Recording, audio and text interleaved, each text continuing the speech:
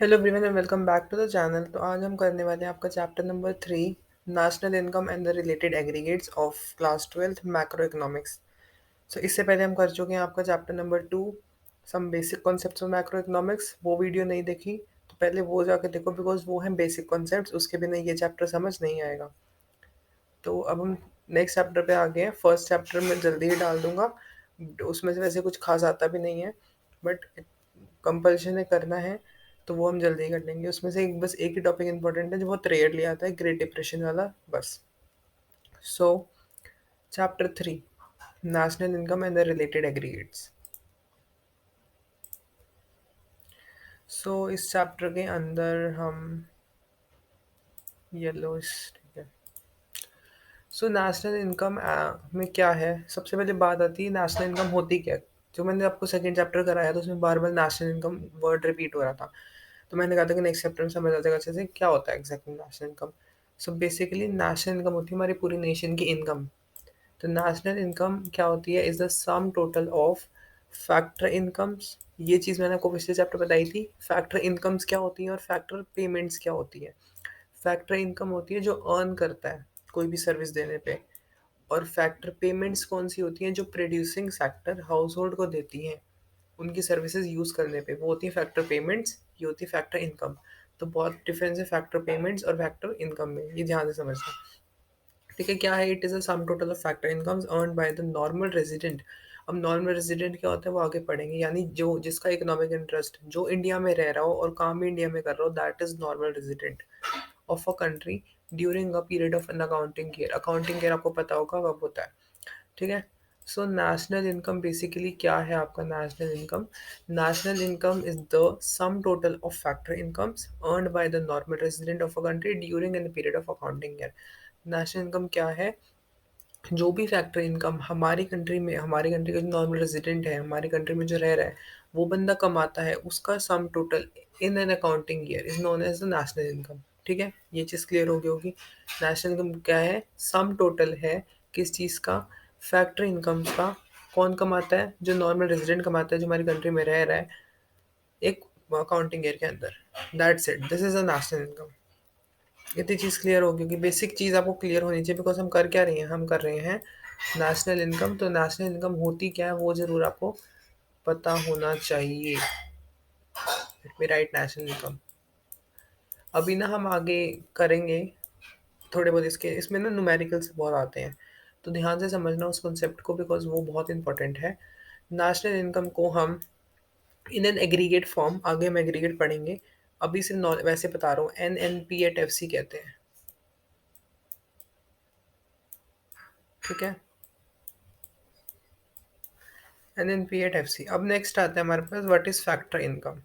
Factor incomes क्या होती हैं, फैक्टर इनकम अभी जो ऊपर पड़ा है, are the payments made by the producer sector to the household. Factor income क्या होती हैं, वो पेमेंट्स जो प्रोड्यूसर सेक्टर हाउस होल्ड को देता है in exchange of their services. अब आपको मैंने पिछले चैप्टर में बताया कि क्या करता है house hold in circular flow of income. Land देता है, लेबर देता है, कैपिटल देता है, एंटरप्रेन्योर देता है। ठीक है, प्रोड्यूसर सेक्टर लेबर के बदले क्या देता है, रेंट, ओ सॉरी, लैंड के बदले देता है रेंट, लेबर के बदले देता है वेजेस, कैपिटल के बदले देता है इंटरेस्ट, और एंटरप्रेन्योर के बदले क्या देता है, प्रॉफिट। ठीक है, ये चार चीज़ें देता है। तो ये क्या है, ये सारी क्या है, फैक्टर इनकम्स हैं। तो ये क्या कह रहा है, फैक्टर इनकम्स वो पेमेंट्स जो प्रोड्यूसर हाउस होल्ड को देता है। एक छोटी छोटी चीज़ लेके चलेंगे ताकि आपको समझ आ जाए पूरा। नेक्स्ट आता है कि जो ये फैक्टर सर्विसेज यूज़ कर रहे हैं, फैक्टर इनकम्स के अंदर आता क्या क्या, यही जो चीज़ मैंने बताई, compensation of employees, rent, interest, profit, वही चीज़ होगी। लैंड का मिला रेंट, लेबर की मिली कंपनसेशन, इंटरेस्ट मिला कैपिटल को, प्रॉफिट मिला एंटरप्रेन्योर को। क्लियर होगी ये चीज़। अब देखो, factor incomes are different from transfer income. अब नेक्स्ट कॉन्सेप्ट जो आता है वो आता है ट्रांसफर इनकम का और फैक्टर इनकम का, कि फैक्टर इनकम्स क्या होती हैं और ट्रांसफर इनकम्स क्या होती हैं। सो वो चीज़ तो मैं आपको बताता हूँ अभी। ये जो चीज़ है ना, ये वाला कॉन्सेप्ट, ये सारा क्या है, रेजिडेंट एंड नॉन रेजिडेंट। अब फैक्टर इनकम समझो क्या होती है और ट्रांसफर इनकम क्या होती है वो समझो। देखो, फैक्टर इनकम्स को हम बोलते हैं अर्नड इनकम्स, जो कमाई जाती है। हाँ जी। तो देखो फैक्टर इनकम्स और ट्रांसफर इनकम फ़र्क है।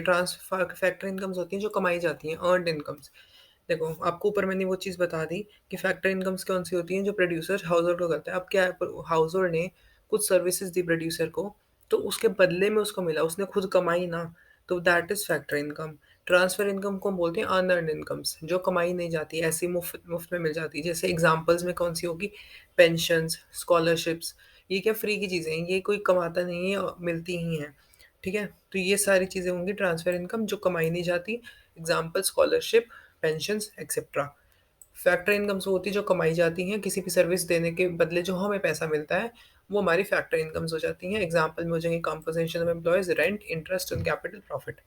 क्लियर हो गया होगा? बहुत ईज़ी कॉन्सेप्ट है, ध्यान से समझ लो बस। अब आता है हमारा नॉर्मल रेज़िडेंट एंड नॉ वैसे सीधा-सीधा बोल दूँ, रेज़िडेंट और non resident of a country.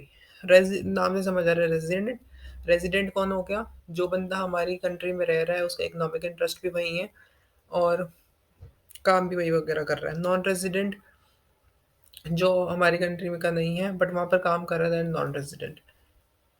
NRE जिसको आप कहते हैं, नॉन रेज़िडेंट ऑफ इंडिया। ठीक है? तो नॉन नॉन रेज़ि देखो नॉर्मल रेज़िडेंट क्या होता है? Is one who ordinary reside in our country, जो हमारी कंट्री में रहता है यानी अपनी कंट्री में रहता है, who's economic interest lies in that country.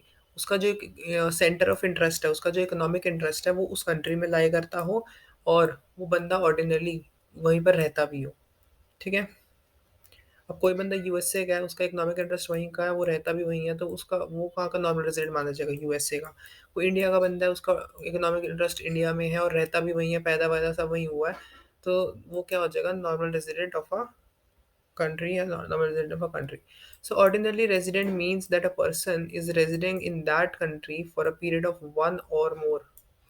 This person may or may not be citizen of that country. Economic interest means that he carries out all his economic activities like production, consumption and investment in that country.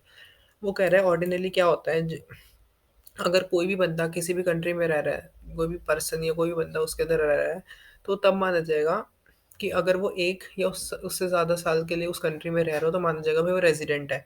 But अगर वो person this person may और may not be citizen of a country और इसे भी हम ये नहीं कह सकते हाँ भाई वो उसी कंट्री का है, इससे हो भी सकता है नहीं भी हो सकता। क्यों? क्योंकि वो उस पर डिपेंड करेगा। अगर उसका जो इकोनॉमिक इंटरेस्ट है वो इन सारी इकोनॉमिक एक्टिविटीज को फॉलो करता हो तो ही वो माना जाएगा कि वो हमारी कंट्री का रेजिडेंट है। जैसे वो वहाँ प्रोडक्शन भी करता हो, वहाँ कंजम्पशन भी करता हो, वहाँ इन्वेस्टमेंट भी करता हो उसी कंट्री में, तो वो हो जाएगा हमारा नॉर्मल रेज़िडेंट। अब एक चीज़ ध्यान से सुनो कि अगर कोई भी बाहर फ़ॉरेन कोई भी हमारे यहाँ से इंडिया से कोई फ़ॉरेनर पढ़ाई करने चाहता है, तो अब ऐसा तो है नहीं कि वो वहाँ 1 साल से ज़्यादा के लिए जैसे वहाँ रहता है पढ़ाई के लिए, तो ये नहीं हो जाएगा कि वो वहाँ का रेज़िडेंट बन जाएगा, ठीक है? सिर्फ़ इन केस ऑफ स्टडीज़ ये माना नहीं जाता कि वहाँ का रेज़िडेंट है, बट उसके अलावा अगर कोई एक कंट्री में 1 से ज़्यादा साल रह ले, तो वो माना जाता है वहाँ का नॉर्मल रेज़िडेंट। ठीक है? ये चीज़ क्लियर हो गई होगी। अब नेक्स्ट देखो अब नॉर्मल रेजिडेंट के अंदर आता कौन मतलब क्या-क्या नहीं आना include foreign who visited a country for a travelling holiday medical treatment studies conferences जो कोई भी बंदा ये फॉर एग्जांपल अमेरिका से कोई हमारे यहाँ पर आ रहा है घूमने के लिए हॉलिडे मनाने के लिए मेडिकल ट्रीटमेंट के लिए या पढ़ने के लिए या फिर कोई भी कॉन्फ्रेंस करने के लिए तो वो हमारी कंट्री का नॉर्मल रेजिडेंट नहीं माना जाएगा। फॉरेन स्टाफ हो गया, मेंबर ऑफ आर्म्ड फोर्सेस हो गए, एम्बेसडर्स हो गए फॉरेन कंट्रीज के जो हमारी कंट्री में पोस्ट हुए हैं, दैट विल नॉट सीधा मैं कहूँ estimated in national income, but वो क्या करेंगे नॉन रेजिडेंट नहीं माने जाएंगे। इंटरनेशनल ऑर्गेनाइजेशन होगी, फॉरेन वर्किंग ऑर्गेनाइजेशन होगी, ये नहीं माने जाएंगे हमारे नॉन रेजिडेंट। क्रू मेंबर्स हो गए फॉरेन वेसल्स के, ठीक है। अब रेजिडेंट ऑफ इंडिया क्या होगा? देखो Indians working in a foreign embassy in India, जो इंडियंस हैं वो फॉरेन की एम्बेसीज में काम कर रहे हैं लेकिन इंडिया के अंदर ही, तो वो क्या माने जाएंगे रेजिडेंट। बट सिमिलरली अगर फॉरेनर्स जो हैं वो इंडियन एम्बेसी के अंदर काम कर रहे हैं but in Japan and Dubai, तो वो क्या हो जाएंगे नॉन रेजिडेंट। ठीक है, ये क्वेश्चंस आते हैं पेपर में, क्लासीफाई करो रेजिडेंट नॉन रेजिडेंट, तो यहाँ से समझ लो ध्यान से क्या होता है एग्जैक्टली। देखो Indians working in foreign embassy in India, जो इंडियंस हैं काम तो बाहर वाली एमएनसीज में कर रहे हैं बट इंडिया के अंदर ही कर रहे हैं, ठीक है। उनका centre of interest India, economic activity में पार्ट कर रहे हैं इंडिया, तो वो क्या बचेंगे रेज़िडेंट। नॉन रेज़िडेंट क्लियर होगा कि फॉरेनर जो हैं काम तो इंडियन एम्बेसी में कर रहे हैं बट बाहर कर रहे हैं, जापान और दुबई में। अब आता है हमारा important concept which is domestic income. ये चैप्टर पूरा ही इम्पोर्टेंट है, ये पूरी यूनिट इम्पोर्टेंट है। In your board it Carey's 12 marks और 10 मार्क्स। नेशनल इनकम 10 मार्क्स की आती है आपकी पूरी, जिसमें चैप्टर 1 से लेकर 4 तक आता है। सो डोमेस्टिक इनकम क्या होती है? It is the sum total of factor incomes generated within the domestic territory of a country, no matter who generated. Domestic income क्या होती है? Sum total of factor incomes जो हमारी ही डोमेस्टिक टेरिटरी में कमाई गई हो। क्लियर, छोटी सी बात है। जो चीज़ें हमने उसके अंदर करी थी ना, ये इन सब का सम total of this factor incomes, जो भी मतलब ये वाली इनकम, ये जो इनकम जनरेट हुई फैक्टर इनकम, इन सब का सम टोटल हमारी डोमेस्टिक टेरिटरी के अंदर, दैट्स इट। हमारी डोमेस्टिक इनकम ये होती है, उससे फ़र्क नहीं पड़ता वो कहाँ से भी, उन्होंने कैसे भी कमाई हो, ठीक है। बस वो फैक्टर इनकम्स।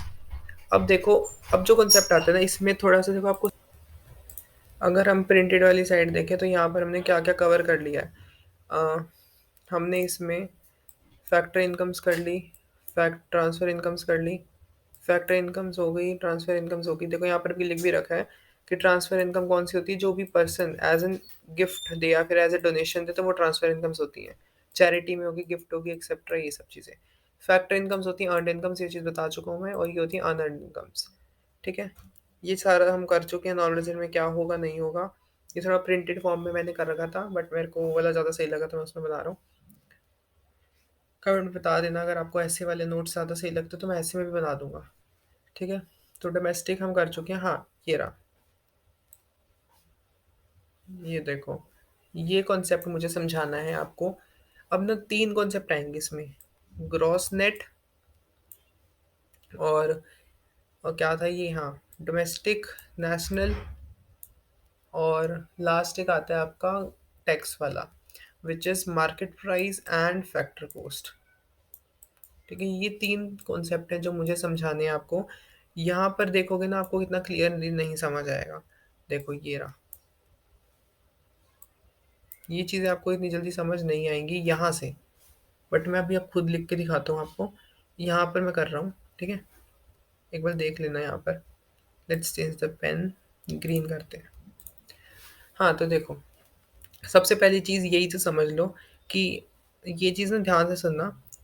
अब सबसे पहले हम ग्रॉस नेट ही कर लेते हैं। मैंने अपने टाइम पे कैसे करा था, मुझे जो याद रहता है अभी तक, दैट इज़, देखो आपके पास एग्रीगेट्स होते हैं कुछ, एक तो ग्रॉस, एक होता है नेट, ठीक है। मैंने कैसे करा था वैसे बता रहा हूँ बिकॉज़ इसको समझना बहुत आसान है, बट थोड़ी-सी स्टार्टिंग में कन्फ्यूजन इसलिए आती है बिकॉज़ आप फर्स्ट टाइम कर रहे हो। एकदम से क्रैम भी नहीं करोगे, किसी को क्रैम करोगे तो हम पक्का भूल जाओगे। देखो मैंने कैसे करा था, मैं समझता था ग्रॉस क्या है, हमारी एक्चुअल वैल्यू है, जो चीज़ चल रही हो, ऐसे मान के चलो, ठीक है। ये क्या है, हमारी एक्चुअल वैल्यू है,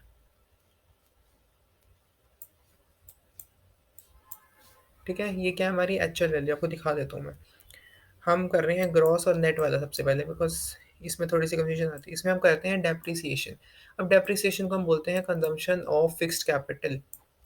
इसकी डेप्रिसिएशन के काफ़ी सारे नाम होते हैं। Depreciation, consumption of fixed capital, current assets, ऐसे बहुत सारे नाम्स होते हैं इसके, न नेम्स होते हैं सॉरी।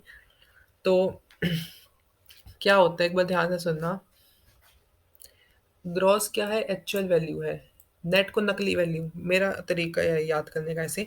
ग्रॉस क्या है, एक्चुअल वैल्यू, नेट क्या है, नकली वैल्यू। मैं एन लिख देता हूँ यहाँ, नकली, ठीक है, एन से एन, नकली वैल्यू। अगर मैं नेट से ग्रॉस पे जा रहा हूँ, अगर मैं एग्रीगेट नेट से ग्रॉस में चेंज कर रहा हूँ तो क्या होगा, और अगर मैं ग्रॉस से नेट पे जा रहा हूँ, ठीक है, ग्रॉस से नेट पे जा रहा हूँ यानी एक्चुअल असली वैल्यू से नकली वैल्यू में जा रहा हूँ। देखो नकली पे जाऊंगा तो क्लियर, नकली से असली पे जाऊंगा तो प्लस डेप्रिसिएशन। बट यही चीज अगर मैं असली से नकली पे जाऊंगा तो माइनस डेप्रिसिएशन। चीज क्लियर हुई? यही चीज मेरे को जो है मैंने ऐसे याद करा था कि ये क्या है, एक्चुअल वैल्यू है, ये है नकली वैल्यू। अगर मैं नकली से असली में जाऊँगा तो प्लस हो जाएगी डेप्रिसिएशन, अगर असली वैल्यू से नकली वैल्यू में जाऊँगा तो माइनस हो जाएगी डेप्रिसिएशन। ये एक छोटी सी ट्रिक है, आपको समझ आ गई तो बहुत अच्छी बात है, अदरवाइज़ ये कॉन्सेप्ट है। देखो, मैं यहाँ से भी बता देता हूँ, देखो कैसे चेंज करना होता है। ग्रॉस से मैं नेट पे जा रहा हूँ, देखो जी से एन पे जा रहा हूँ, तो मेरा क्या हो रहा है, माइनस का डेप्रिसिएशन। मैं एन से जी पे जा रहा हूँ, यानी नेट से ग्रॉस पे जा रहा हूँ तो प्लस डेप्रिसिएशन। ऊपर ये करा था, नेट से ग्रॉस पे जा रहा हूँ प्लस डेप्रिसिएशन, ग्रॉस से नेट पे जा रहा हूँ माइनस डेप्रिसिएशन। ठीक है, ये चीज़ असली नकली देख लो, अच्छे से हो जाएगा। नहीं समझ आया थोड़ा सा बैक कर लो। ठीक है, नेक्स्ट कॉन्सेप्ट जो मैं आपको दिखाना चाहूँगा, वो मैं नेक्स्ट आता हूँ हमेशा डोमेस्टिक और नेशनल पे। नेशनल एंड डोमेस्टिक, इसके अंदर हम करते क्या है, एन एफ आई ए। अब एन एफ आई ए क्या होता है, ये ना आगे टर्म्स आएंगी, ये तो मैंने सिर्फ आपको अभी डायरेक्ट इस पे आ गया बिकॉज यही कॉन्सेप्ट इंपॉर्टेंट है। डोमेस्टिक, थोड़ा सा राइटिंग का मैनेज कर लेना, समझ तो आ ही जाएगा। अब हाउ मैं ये कैसे करता था, नेशनल और डोमेस्टिक में कैसे करता था। नेशनल में देखो एन एफ आई देखो पहले तो, ये रहा एन एफ आई ए। क्या होता है, net factor income from abroad. अब ना देखो इसमें काफ़ी सारी कन्फ्यूजन होती है। Net factor income from abroad, net factor income to abroad, net factor income from the abroad, rest of the world, ऐसे आती है। देखो अगर हमें नेट फैक्टम फ्रॉम अब्रॉड दी हुई है, वेल एंड ओके, पुट लगा दोगे, उसमें पुट कर दोगे।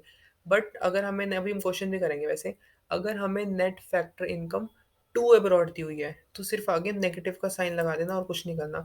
फॉर एग्जाम्पल आपको एन एफ आई ए दिया हुआ है 420। ठीक है, एन एफ आई ए नहीं आपको, हाँ एन एफ आई ए 420 दे रखा है तो आप 420 लगा दोगे। बट अगर आपको एन एफ आई ए की जगह, यानी net factor income from abroad की जगह net factor income to abroad दी हुई है, जस्ट पुट द माइनस, बात खत्म, कुछ नहीं करना। और अगर आपको एन एफ आई ए निकालना है ना, N F net factor income from abroad नहीं दिया हुआ, टू अब्रॉड भी नहीं दिया हुआ, क्या करोगे, factor incomes from abroad, from the rest of the world, factor income minus two the rest of the world, simple and sober, समझो। अब मैं क्या सोचता हूँ, नेशनल क्या है, बड़ी चीज़ है, बड़ा, बड़े को कैसे शो करूँ, ऐसे कर लेते हैं। देखो नेशनल इनकम को मैं मानता हूँ बड़ा और डोमेस्टिक को मानता हूँ मैं छोटा। सिर्फ मैंने अपने टाइम पे कैसे करा था, मुझे तो हो गया था, अब आप सोचो ये चीज़ आपको करनी है। देखो नेशनल इनकम मैंने माना बड़ा, डोमेस्टिक माना छोटा। जब मैं डोमेस्टिक से नेशनल पे जाऊंगा, छोटी चीज से बड़ी चीज पे जाऊंगा, तो प्लस हो जाएगा मेरा N F I A. But लेकिन अगर मैं बड़ी चीज से छोटी चीज पे जा रहा हूँ तो मेरी वो क्या हो जाएगा, minus N F I A. Clear, बहुत अच्छे अच्छे ट्रिक्स हैं, याद हो जाएगा। देखो डोमेस्टिक को मैं मानता हूँ नीचे, नेशनल को बड़ा मानता हूँ, मतलब डोमेस्टिक को छोटा मानता हूँ। जब छोटे से बड़े पे जाएगा, या कह लो बेकार से अच्छे पे जाएगा तो प्लस, और अगर अच्छे से बेकार पे जाएगा तो माइनस। दैट्स इट, इतनी चीज़ क्लियर होगी। एक बार तीनों को इकट्ठे कर दूँ, यहाँ कर देता हूँ, चलो। अब एक और चीज़ समझो, last concept which is of your market price and factor cost. M P लिख रहा हूँ और एफ सी लिख रहा हूँ, ठीक है, पूरा मतलब वो लिख रहा मैं, market price and factor cost. अब देखो मार्केट प्राइस और फैक्टर कॉस्ट में हम करते क्या है, हम करते हैं N I T plus minus. N I T होता क्या है, नेट इनडायरेक्ट टैक्सेस, और नेट इनडायरेक्ट टैक्सेस निकलते कैसे हैं, इनडायरेक्ट टैक्स माइनस सब्सिडीज। ये सब गिवन होता है, नहीं गिवन तो छोड़ देना, अभी क्वेश्चन करेंगे, चिंता मत करो, जितनी प्रैक्टिस करोगे नेशनल इनकम की उतना अच्छा होएगा। नेट इन, नेट कह रहा हूँ, N I T is indirect taxes minus subsidies. देखो मार्केट प्राइस, फैक्टर कॉस्ट, जब आप फैक्टर कॉस्ट से मार्केट प्राइस पे आओगे तो क्या होगा, और मार्केट प्राइस से फैक्टर कॉस्ट पे आओगे तो क्या होगा। अब एक चीज़ समझो, जो मैंने लगाई थी वही सेम चीज़ बता रहा हूँ। मार्केट प्राइस को मानता हूँ मैं, जो ये मानना क्या, तो जो मार्केट में प्राइस चल रहा हो, या कह लो एक्चुअल प्राइस, ठीक है, जो प्रिवेल कर रहा हो प्राइस, है ना। और ये फैक्टर कॉस्ट को मानता था जो नकली प्राइस हो, जैसे ग्रॉस नेट में करा था, नहीं चल रहा जो, ठीक है। तो फैक्टर कॉस्ट से जब मैं मार्केट प्राइस पे जाऊंगा, यानी असली से नकली, ओ सॉरी हाँ, नकली से असली पे जाऊंगा, जो एक्चुअल प्राइस पे जाऊंगा तो उसमें प्लस क्या हो जाएगा, NIT। या इसको ऐसे समझ लो, देखो फैक्टर कॉस्ट क्या है, फैक्टर कॉस्ट वो अमाउंट है जिस पे टैक्स नहीं लगा हुआ, ठीक है। ये मान लो इस पे टैक्स लगा हुआ है और इस पे टैक्स नहीं लगा हुआ,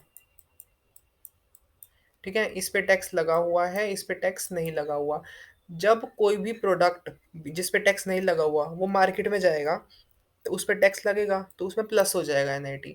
सिमिलरली अगर एक प्रोडक्ट पे टैक्स ऑलरेडी लगा हुआ है और वो वापस उस कंडीशन में जा रहा है तो क्या हो जाएगा, टैक्स माइनस। इस चीज़ को अच्छे से ध्यान रख लो, ठीक है। प्लस NIT माइनस NIT, अब तो बहुत अच्छे से हो गया होगा, मेरे को इतना श्योर है, बिकॉज ये चीज़ तो बहुत आसान चीज़ बता दी मैंने। इसको मान लो कि टैक्स नहीं लगा हुआ, इसको मान लो कि इसमें टैक्स मतलब ये ओरिजिनल प्राइस है, अभी प्रोडक्ट बिकने के जा रहा है और यहाँ पहुंच चुका है। अगर कोई भी प्रोडक्ट दे रहे हो मार्केट में तो उसमें टैक्स लगेगा ही नहीं, प्लस होगा, और वापसी अगर वापसी आ रहा है प्रोडक्ट तो माइनस होगा।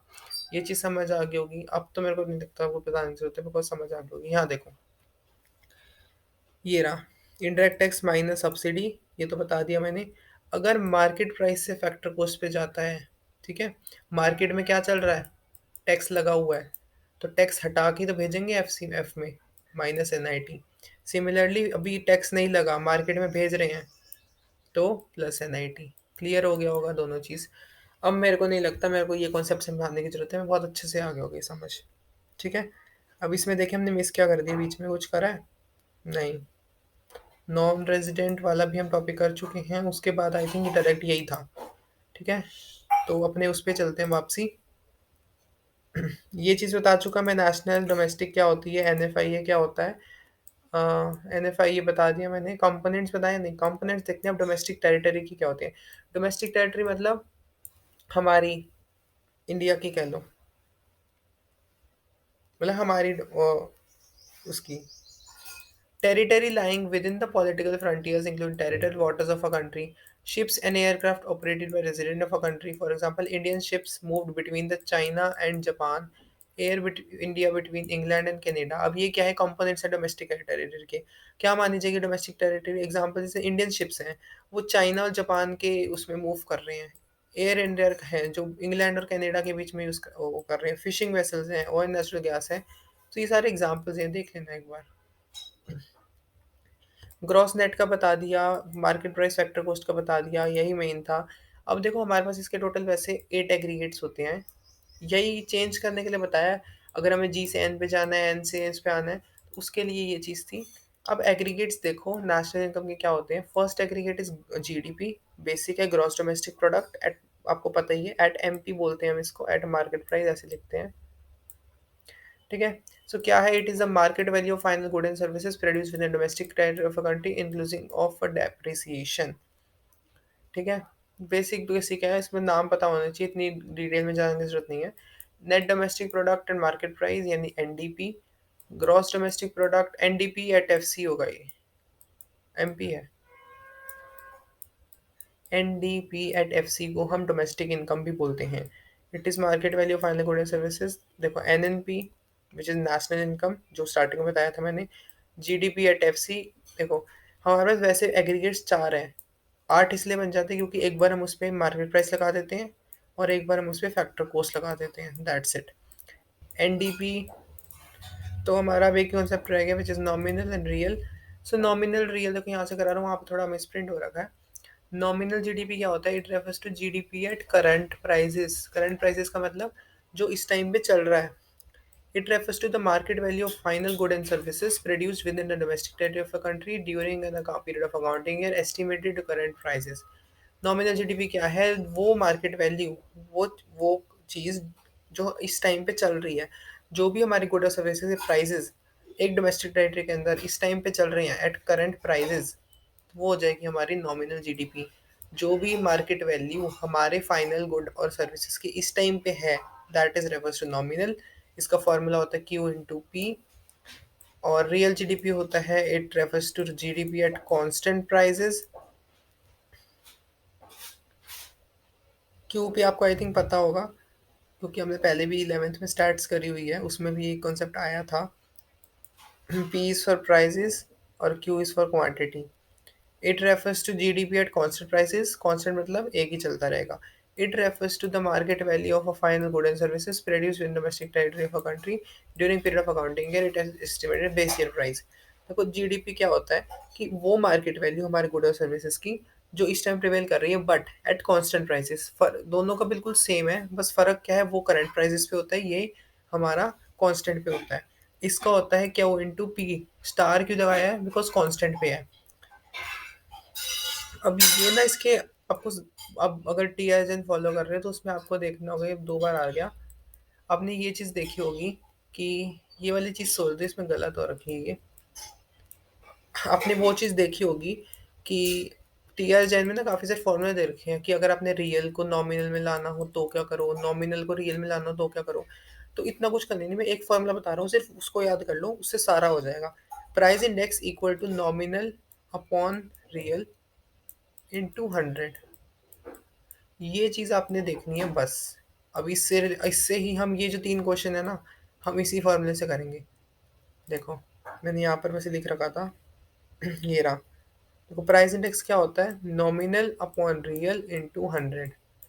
क्लियर चीज़, नॉमिनल अपॉन रियल इंटू 100, बस ये चीज़ ध्यान रख लो। अब इसी से रिलेटेड ये एक क्वेश्चन यहाँ पर है, वहाँ इसे करेंगे। इसके बाद ये जो टॉपिक है हमारा वो है जीडीपी एंड वेलफेयर, जिसको हम कहते हैं मोस्ट इम्पॉर्टेंट टॉपिक। ये सबसे ज़्यादा बार बोर्ड्स में पूछा गया क्वेश्चन, तो ये वाला ध्यान से क्वेश्चन करना, बहुत इजी क्वेश्चन है वैसे तो। जीडीपी एंड वेलफेयर, ठीक है। सो अब हमारा जो नेक्स्ट कंसेप्ट आता है which is GDP and the welfare. तो अगर मैं यहाँ पर बात करूँ जीडीपी एंड वेलफेयर, यहाँ से क्लियर हो जाएगा। थोड़े से वर्ड्स में प्रॉब्लम है, वो मैं आपको करा देता हूँ। जीडीपी क्या है, आपने भी ऊपर पढ़ा है, it is the market value of final goods and services produced within the domestic territory of a country during an accounting year. Real GDP is an index of welfare of people. Welfare of people is measured in terms of availability of goods and services per person. Increase in GDP means increase in level of output. It means increase the availability of good per person, increase in standard of living. यहाँ बात करें तो वही चीज़ देखी है same, कि real GDP is an index of welfare of a people and the welfare of people is measured in terms of availability of goods and services per person and increase in GDP means increase in level of output. It means an increase of availability of goods per person, increase in standard of living. तो GDP as a welfare वो क्या कह रहा है, वो कह रहा है जीडीपी है क्या, पहली बात वो एक जीडीपी क्या है, मार्केट वैल्यू है फाइनल गुड एंड सर्विसेज की जो डोमेस्टिक टेरिटरी के अंदर प्रोड्यूस करी गई है। अगर हम कहें कि रियल जीडीपी एक इंडेक्स है एज ए वेलफेयर, कि लोगों का वेलफेयर हो रहा है जीडीपी से, ये चीज़ अगर हम कहें तो वो कैसे है, वो कह रहे हैं अगर लोगों का वेलफेयर हो रहा है तो हम उसको कैसे मेजर करेंगे कि हर एक पर्सन के पास कितने की गुड है, कितने सर्विसेज है। अगर जीडीपी में इंक्रीज आता है उसका मतलब क्या है कि लेवल ऑफ आउटपुट में इंक्रीज आए। उसका मतलब क्या है कि जो पर पर्सन गुड्स है उसकी एबिलिटी इंक्रीज हो उनका स्टैंडर्ड ऑफ लिविंग, तभी मैं कह सकता हूँ कि जीडीपी जो है इंक्रीज हो रहा है, यानी जीडीपी काम कर रहा है एज ए वेलफेयर। तो वो चीज़ हम देखने, ये तो इंट्रो थी कि जीडीपी जो है कैसे इंक्रीज कर रहा है, 3 चीज़ों से करता है। अगर उसका लेवल ऑफ आउटपुट बढ़ रहा है उसका मतलब हर पर्सन की गुड्स की अवेलेबिलिटी बढ़ रही है, उसका मतलब लोगों का स्टैंडर्ड ऑफ लिविंग बढ़ रहा है। ये था हमारा जीडी ऑफ वेलफेयर। अब ये चीज़ तो बोल दी, इतना जीडीपी होने के बाद भी, जीडीपी ग्रोथ करने के बाद भी कुछ लिमिटेशंस आ जाती हैं जो लैग करती हैं जीडीपी को। देखो कुछ लिमिटेशंस हैं जो लैग करती है। सबसे पहला डिस्ट्रीब्यूशन ऑफ इनकम, यहाँ पर सेकंड नंबर आना है। Composition of GDP, non monetary exchanges, externalities, सबसे इंपॉर्टेंट है फोर्थ एंड थर्ड। इसमें से करने आपको चारों ही हैं। कभी कभार तो डायरेक्ट क्वेश्चन आ जाता है what are the limitations of GDP as a welfare, या फिर अलग अलग पूछ लेता है कि को एक्सप्लेन करो। तो आपके पास अच्छा वाला कंटेंट होना चाहिए। सबसे पहले डिस्ट्रीब्यूशन ऑफ इनकम। देखो आज के टाइम पे देखें ना, ये जो हमारा डिस्ट्रीब्यूशन ऑफ इनकम बहुत अनइक्वल है। If the distribution of income is unequal, then increase in GDP growth is no use as it fails to increase the social welfare। कि अगर हमारा जो डिस्ट्रीब्यूशन ऑफ इनकम है वही अनइक्वल होगा तो जीडीपी में ग्रोथ ही नहीं हो पाएगी। उससे क्या होगा, हमारा कोई यूज ही नहीं होगा, ना हमारा सोशल वेलफेयर इंक्रीज होगा। फॉर एग्जांपल एक बंदा सेम कंपनी में काम करते हैं, 2 बंदे, एक है ए एक है बी। ए को मिलते हैं 40,000 और बी को मिलते हैं 10,000 फॉर द सेम वर्क, बिल्कुल सेम काम कर रहे हैं। तो ये क्या है, डिस्ट्रीब्यूशन ऑफ इनकम बिल्कुल अनइक्वल है। तो ये क्या है, एक लिमिटेशन है हमारा जीडीपी का, सबसे पहला। दूसरा, composition of GDP. It is not necessary that composite GDP is welfare oriented. For example, increase in production of defense does not lead to any increase in welfare of people. वो कह रहा है कि ये ज़रूरी नहीं है कि अगर जीडीपी जो हमेशा ही वेलफेयर ओरिएंटेड होगा, जीडीपी से हमेशा ही हमें फ़ायदा होगा, ऐसा नहीं है। अगर देखो, हम जो हमारी गवर्नमेंट है, पैसा लगाती है मिलिट्री के गुड्स में, डिफेंस के गुड्स में, उससे हमारा कंट्री को तो ज़रूर फ़ायदा हो रहा है, बट हमारे कोई भी लोगों का वेलफेयर नहीं हो रहा उस चीज़ से, ठीक है? तो ये क्या है, कंपोजिशन जीडीपी, यानी दूसरा लिमिटेशन। तीसरा क्या है, नॉन मॉनेटरी एक्सचेंजेस। देखो, रूरल एरियाज़ में, यानी गाँव वाली साइड, जो बार्टर सिस्टम है अभी भी प्रिवेल करता है। लोग कमोडिटी के बदले कमोडिटी एक्सचेंज करते हैं। बार्टर सिस्टम में डिटेल में इसलिए नहीं बता रहा, क्योंकि आपने जो है ये 10th में पढ़ा होगा, इकोनॉमिक्स के अंदर ही। फिर भी चलो बता ही देता हूँ। बार्टर सिस्टम के अंदर होता क्या है, कमोडिटी कमोडिटी के बदले ही एक्सचेंज होते हैं। बार्टर सिस्टम को हम सीसी इकोनॉमी भी बोलते हैं, कमोडिटी कमोडिटी इकोनॉमी। आगे आप मनी वाले चैप्टर में पढ़ोगे। For example, payments from farm labor are often made in kind. Such transactions remain unrecorded and this cause determination of GDP. देखो क्या होता है, एक बंदे ने सामान के बदले सामान उसको दे दिया, तो ये क्या है, ये ट्रांजेक्शन ना काउंट नहीं हो पाती, जिसकी वजह से क्या, जीडीपी में रिकॉर्ड नहीं हो पाई। तो एक जीडीपी यहाँ पर भी फेल होता है एज अ वेलफेयर, ठीक है? फिर आती है एक्सटर्नलिटीज। एक्सटर्नलिटीज क्या होती है, गुड या बैड इम्पैक्ट कोई भी हमारी इकोनॉमिक एक्टिविटी पे। क्या एक्सटर्नलिटीज हमारे पास दो टाइप की होती है, गुड और बैड। वो डिपेंड करता है, एक्सटर्नलिटीज होती क्या है बेसिकली, वो होती हैं कि क्या इम्पैक्ट पड़ रहा है हमारी इकोनॉमी पे, चाहे वो अच्छा इम्पैक्ट हो चाहे वो बुरा इम्पैक्ट हो। बिना किसी प्राइज या पेनल्टी के GDP fails to record the impact of positive and negative external social welfare. ये चीज़ छोड़ो, इतनी चीज़ याद रखो कि एक्सटर्नलिटीज क्या होती हैं, जो भी हमारा इकोनॉमी पे इम्पैक्ट कर रहा है, चाहे वो बुरा है चाहे वो अच्छा है, that is refers to as externalities. और अगर मैं बात करूँ, एक्सटर्नलिटीज में दो टाइप की होती है, गुड एंड बैड। गुड का एग्जांपल ले लो। फॉर एग्जांपल, एक बंदा है ए जो अपना गार्डन मेंटेन कर रहा है, एक बंदा है बी जो उसके गार्डन को एंजॉय कर रहा है, यानी उसको यूज कर रहा है। तो काम किसने करा, ए ने, पर उसको एंजॉय कौन कर रहा है, बी में। तो एक ने काम करा पर वेलफेयर दूसरे का हो रहा है, तो ये क्या होगी, पॉजिटिव एक्सटर्नलिटी। दूसरी चीज, नेगेटिव एक्सटर्नलिटीज क्या होती है, देखो, जो ये इंडस्ट्रीज हैं सामान बनाती हैं, इसमें से इतना पोल्यूशन निकलता है, इतना वेस्ट निकलता है जो वाटर में, रिवर वगैरह में जाता है। तो ये क्या कर रही है, लोगों का वेलफेयर तो हो रहा है, लोगों को सामान तो पहुंचा रही है, बट हम सोशल वेलफेयर नहीं हो रहा, क्योंकि ये क्या कर रही है, एनवायरनमेंट को खराब कर रही है। तो ये क्या है, नेगेटिव एक्सटर्नलिटी। ये चीज़ क्लियर होगी होगी।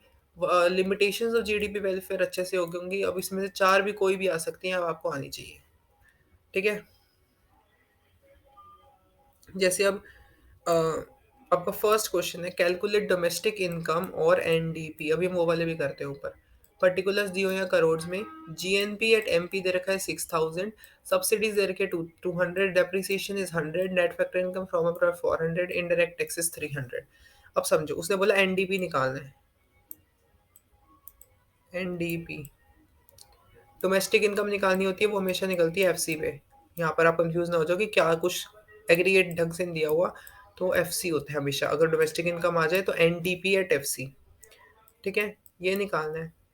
ये चीज़, जो चीज़ निकालनी होती है वो हमेशा इस साइड आती है, ठीक है? लेफ्ट साइड आती है हमेशा, जो चीज़ निकालनी होती है। इक्वल टू, अब देखो क्या दे रखा है, हमें जीएनपी दे रखा है एट एमपी। जीएनपी, बिकॉज इसी से तो हम एग्रीगेट बनाएंगे। GNP at NP. एक बार मैं कहीं और करता हूँ, यहाँ थोड़ा स्पेस का प्रॉब्लम है। इसमें देखें, यहाँ पर करें, चलो यहीं करते हैं, ये वाला क्वेश्चन करते हैं। इसमें देखो, अब इसमें हमने नेशनल इनकम निकालनी है, एनएनपी निकालना है। अब देखो, अब यहाँ पर डायरेक्ट नेशनल इनकम दी हुई है, तो किसका मतलब क्या है, आपने एफसी पे ही निकालना है। आपको एग्रीगेट्स रटे होने चाहिए, ठीक है? NNP at FC means national income at factor cost, हमेशा फैक्टर कोस्ट पे होती है। अब ये दे क्या रखा है, दी हुई चीज देखो, जीडीपी एट एमपी दिया हुआ है, तो जी, एक second, GDP at MP, G D P at M P. GDP में देखो क्या है, अब ध्यान सुनो, देखो हम एक एक करके जाएंगे। अब ये है जी, यानी ग्रॉस। ग्रॉस से हम जा रहे हैं नेट पे। ग्रॉस से नेट पे जा रहे हैं तो क्या होगा, एक्चुअल वैल्यू, नकली वैल्यू, ये चीज थी ना। तो अगर हम ग्रॉस से नेट पे जा रहे हैं, यानी एक्चुअल से नकली वैल्यू पे जा रहे हैं, तो क्या होगा, असली वैल्यू से नकली वैल्यू पे जा रहे हैं, माइनस डेप्रिसिएशन। देखो मैंने ऊपर बताया भी था, अगर आपको याद हो, अभी थोड़ी देर पहले ही कराया है। एक्चुअल वैल्यू, नकली वैल्यू, ठीक है।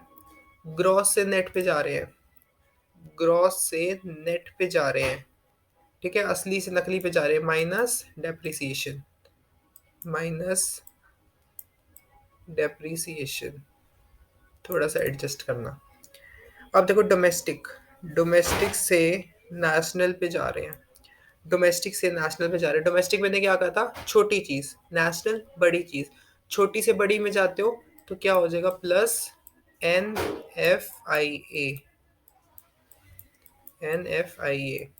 देखो अब आप क्या डोमेस्टिक से नेशनल पे जा रहे हो तो प्लस NFIA, यानी छोटी से बड़ी पे जा रहे हो, ठीक है, डोमेस्टिक से।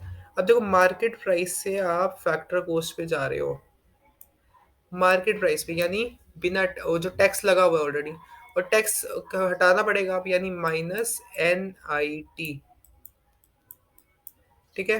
देखो दोबारा दिखाता हूँ, ऊपर ये रहा, टैक्स हटा हुआ है, ये रहा टैक्स हटा हुआ है, यहाँ जा रहा है -NIT। इतना फॉर्मूला बन गया। Just put the values. GDP at MP कितना है, 5500। पेन चेंज कर दो एक बार, 5500, और ये सारी करोड़ में वैल्यूज ने बोली है। माइनस डेप्रिसिएशन कितना है, डेप्रिसिएशन को हम कंजम्पशन ऑफ फिक्स कैपिटल ही बोलते हैं, विच इज 300, ठीक है। प्लस NFI कितना है, net factor income from abroad. अब यहाँ अगर आप देखो, आपको दी हुई है factor income from abroad, factor income to abroad. तो मैंने आपको फॉर्मूला बताया था इसका, ये रहा, फैक्टर इनकम, फैक्टर इनकम, ये रहा, factor income from the rest of the world minus two rest of the world, यानी फ्रॉम से हमने ये माइनस करना है टू से, यानी 150, यहाँ लिख देता हूँ, यहाँ फॉर्मूला लिख देता हूँ अंदर, 150 -250, ठीक है, माइनस NIT। NIT क्या होता है, indirect taxes minus subsidies. Indirect taxes, अब देखो यहाँ पर कहीं भी आपको इनडायरेक्ट टैक्सेस नहीं दिख रहे होंगे, सिर्फ खाली क्या दिख रहा है, सब्सिडी 70 दे रखी है, तो इनडायरेक्ट टैक्सेस नहीं है, यानी जीरो। माइनस यही होता है ना इनडायरेक्ट टैक्स में, सब्सिडी, सब्सिडीज कितनी है, 70। आपको अब टोटल करना है, बस कुछ नहीं करना। देखो 5500, 5500 -300 प्लस, प्लस को छोड़ो, माइनस हो ही जाएगा वैसे। देखो 150 में से 250 गए, कितने बचेंगे, क्लियर सी बात है, 100 बचेंगे, है ना।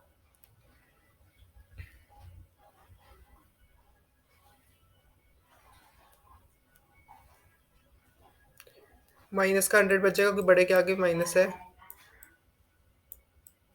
ठीक है। माइनस, ये अंदर माइनस का था, ये वाला माइनस, इस माइनस से ये माइनस क्या हो गया, प्लस, यानी 70 आ गया। अब फाइनल अगर मैं कहूँ तो क्या बना मेरे पास, 5500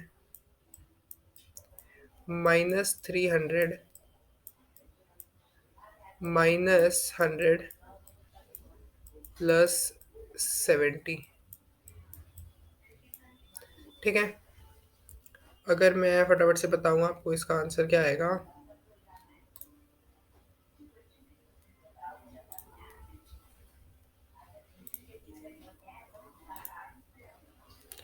5500,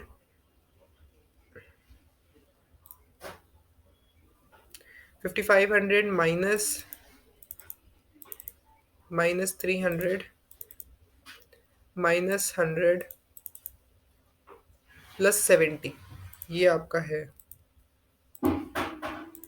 You will get 5170, means 51,000 और 5170 आपका आंसर आ जाएगा।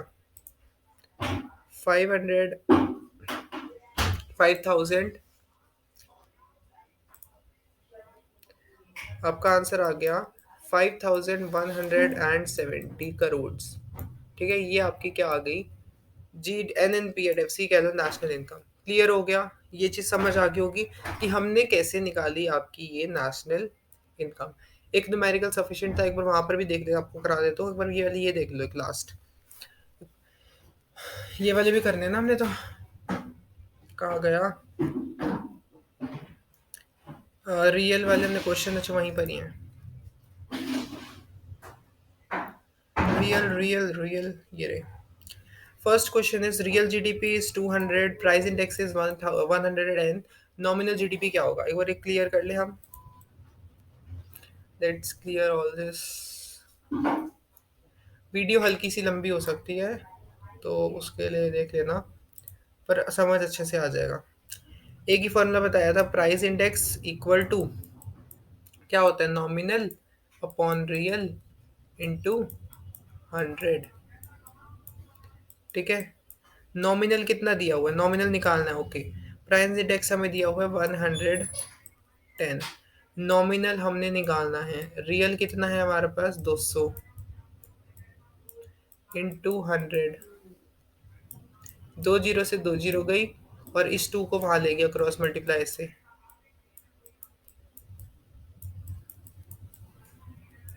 क्या आ गया, 220। क्लियर हो गया, बस यही था। अब यही फॉर्मूला रट रहो, इसके अलावा कोई और मत करना, इसी से ही आपका काम चल जाएगा। नॉमिनल जीडीपी 600 है, प्राइस इंडेक्स 120 है, रियल निकालना है। ठीक है, फॉर्मूला यहाँ लिखा हुआ है, देख लो। प्राइस इंडेक्स कितना है, 120, 120। ठीक है, रियल नॉमिनल कितना है, 600, 600। रियल हमने निकालना है इनटू 100। क्या करो, रियल को यहाँ भेज दो, 120 को यहाँ ले आओ, तो real equal to 600 upon 120 into 100। एक जीरो से एक जीरो गई, और 6 की टेबल से काटो तो ये 100 पे, और ये गया आपका 2 पे, 2 से ये गया 5 पे, और आपका रियल कितना आ गया, 500। ठीक है, लास्ट एक बार देखो, तो प्राइस इंडेक्स निकालना है, तीनों करा देता हूँ। ठीक है, एक बार इसको रब कर दे।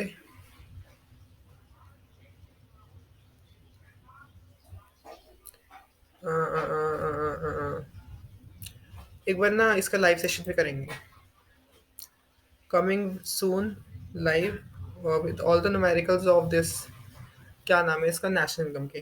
ठीक है, जब हम वैल्यू एडिड भी कर ले, मतलब नेक्स्ट चैप्टर जो है हमारा national income and with methods of calculating national income, उस वो वाला कर लेंगे ना, उसके बाद हम पूरे न्यूमेरिकल्स के एक बार लाइव आएंगे और लाइव में कराते हैं। ठीक है, एक पेन चेंज करूँ मैं। देखो, अब प्राइस इंडेक्स का फॉर्मूला आपको याद हो ही गया होगा अभी तक, nominal upon real into 100। Price index इस बार निकालना है, तो नॉमिनल कितना है आपके पास, 330, रियल कितना है, 300 इंटू 100। दो जीरो से दो जीरो गई, 3 की टेबल से काटा तो 110, तो प्राइस इंडेक्स कितना आ गया, 110। ठीक है, रुक, जो भी इसका हो गई, यूनिट वगैरह लगा लेना, जो रुपीस वगैरह जो भी होगा, करोड़ में दिया हुआ है, यहाँ मेंशन नहीं है करोड़ वगैरह का। ठीक है, with this we have completed your numericals also. एक न्यूमेरिकल और करो, फिर वीडियो को एंड करते हैं। आपको अगर न्यूमेरिकल समझ आ गए हैं, छोड़ दो वीडियो, क्या कहते हैं, कर लो अपना अपने आप एक्स्ट्रा प्रैक्टिस। मैं एक और न्यूमेरिकल करा रहा हूँ, देखना है देख लो, अदरवाइज जा सकते हो अगर आपको समझ आ गया। मैंने अपने से बहुत अच्छे से कराया आपको। ठीक है, इसको रब कर दे एक बार। तो जब भी डोमेस्टिक इनकम की बात करिए, always always use NDP at F C, NDP at F C. ठीक है, क्या है अभी देखो, क्या दिया हुआ है, जीएनपी एट एमपी दिया हुआ है, जीएनपी एट एमपी। हाँ, तो देखो भाई, जब आप ग्रॉस से नेट पे जा रहे हो भाई, ग्रॉस इज द असली value and N is the नकली वैल्यू, तो क्या हो जाएगी, असली से नकली माइनस डेप्रिसिएशन। देखो, कहाँ गया, असली से नकली पे जा रहे हो, माइनस डेप्रिसिएशन।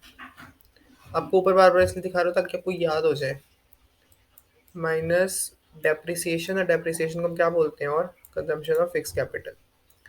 ठीक है, अब देखो क्या है ये, एन से डी पे, यानी नेशनल से डोमेस्टिक पे जा रहे हो, नेशनल मतलब बड़ी चीज़ बड़ी से छोटी पे जा रहे हो, तो क्या हो जाएगा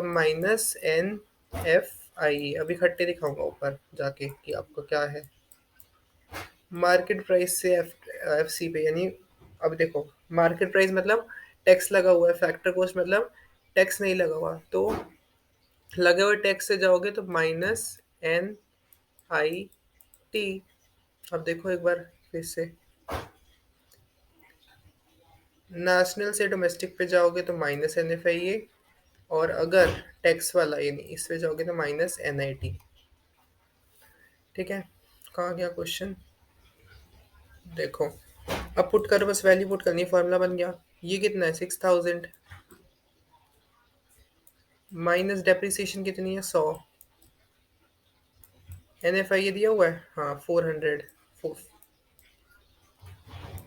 माइनस NIT कितना है, इनडायरेक्ट टैक्सेस माइनस सब्सिडीज, यही होता है ना, यानी 300 -200, तो आपका आ गया 6000 -100 -400, और 300 -200 भी 100 आ जाएगा। तो अगर मैं करूँ तो ये 6000, अब देखो, -100 -400 माइनस का 500, और ये -100 इज माइनस का 600। तो अगर मैं आंसर बताऊं तो आपका आ जाएगा 5400, करोड़ में ही है ये भी। ठीक है, 5400 crores is your answer। समझ आ गया होगा numerical. So with this we have completed your chapter number 3, national income and related aggregates। I hope आपको अच्छे समझ आ गया हो। So thank you for watching, and if you like, share, subscribe and press the bell icon for more updates, and don't forget to like the video।